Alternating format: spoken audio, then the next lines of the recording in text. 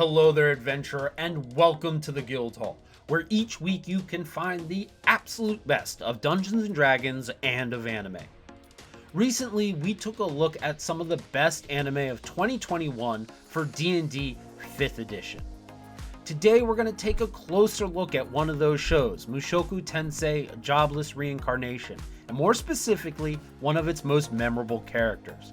Yes, Mushoku Tensei had some super cringy, ecchi moments, but it also showcased complex and compelling storylines, characters that regularly wrestled with intention versus obstacle, and often came to decisions that felt rational and true to their characters. For me, one of the real scene stealers of this show was Eris Greyrat, the violent, pugnacious royal turned devoted companion and able warrior. Not only did she have a great character arc, she owned many of the show's most incredible action sequences. This is going to be a really fun character to try to build out for Dungeons & Dragons. So right off the bat, we're going to be making Eris a variant human, which, considering we're basing this off of an isekai story, that kind of makes sense. Also, it should probably go without saying that this snooty aristocrat will have the noble background. We're going to eventually be making her into the sword-wielding badass that she is in the show, so we'll pump her up with some added strength and constitution. When we first meet Eris, our protagonist Rudius has been sent to teach her magic. She never really becomes that proficient at it, but she spends her first few episodes struggling with learning some new spells and incantations. Therefore, for her first feat, she'll become a magic initiate. Again, we don't see her use magic that much, and she's clearly not as strong as Rudius in this regard. What magic we do see the two of them use during this time seems to be some pretty rudimentary, cantrip-like spells based on fire and water. So Firebolt and Shape Water seem like pretty apples-to-apples comparisons.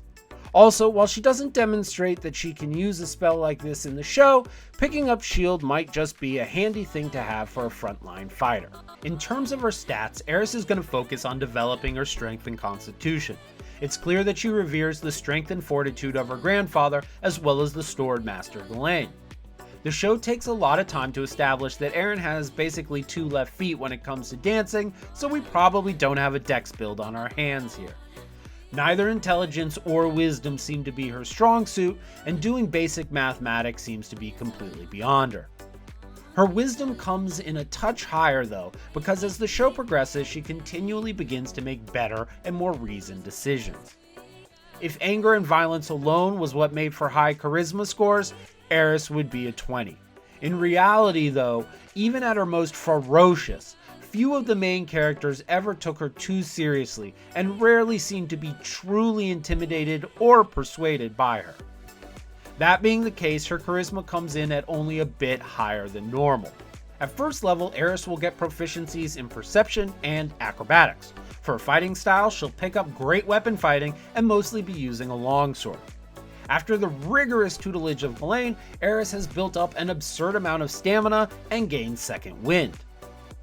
At second level, she'll get Action Surge, allowing her to keep up her offense for even longer. I would say the winter battle with Ghislaine is a pretty good benchmark for Eris hitting level 2. At level 3, Eris and Rudius have been traveling with Ruijerd for a while now, and having trained under both Ghislaine and Ruijerd, Eris has become a battle master in her own right. Based on what we've seen evidenced in the show, Distracting Strike, Feigning Attack, and Parry seem like strong choices for her battle maneuvers. When Eris takes Distracting Strike, she gains the ability to distract a creature, giving their allies an opening, and we saw her do this several times throughout the course of the series. This maneuver is going to create some extra damage for you and advantage for one of your teammates. At one point, Ghislaine specifically calls out a feint that Eris pulls off while the two are sparring. Possibly getting advantage on attack is never a bad option. Lastly, parry helps reduce some of the damage that does land, which is a good option to have when you find yourself up against a level 20 Dragon Godman thing. At 4th level, it is time for another feat, and Eris is going to take Great Weapon Master, so that she can do stuff like this. It's a super powerful feat, and now so is she. At 5th level, Eris will get extra attack, and between her feats and battle maneuvers, she is a terror on the battlefield. In terms of Eris's characteristics, I think she would be a blast to play at the table. She idolizes things like adventure, skills, and strength, and while she may be loud, aggressive, and stubborn, these traits begin to gradually soften around her party members and select few friends she feels close to. In these cases, she is warm, affectionate, and vulnerable.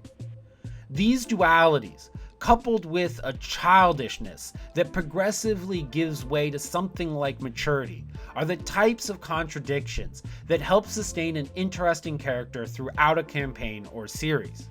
Now, I decided to only build Eris out to 5th level because that's really all we've seen of her up to this point. In fact, her progression lines up nicely with the concept that lower levels are really about the party focusing on day-to-day challenges, and level 5 being the beginning of when the party's actions really begin to affect more of what's going on around them in a meaningful way. Again, the end of the current episodes and the decisions Eris is forced to make, weighing her friendship with Rudius versus the commitments of her noble background and the needs of her people, fit nicely with where a level 5 character would find themselves in-game. An OVA trailer was recently released, giving a sneak peek into a story that seems to focus solely on Eris, and what she'll be doing after the events of the main series. Hopefully, as the show progresses and we learn more about this sword-wielding warrior, we'll be able to take her to higher levels. In the meantime, consider giving an Eris Greyrat inspired character a shot. She's a bit of magic, and she's pretty lethal with the longsword even at lower levels. If you do, or if you'd like to see any other character from this show built out, please leave a comment below with your thoughts. Also, that red subscribe button and the bell next to it are infused with enchantment magic. Click on them just once and you'll never miss a video from the Guildhall again. We come out with new videos every Friday, so we hope to see you again real soon here at the Guildhall, and as always, safe journeys, adventurer.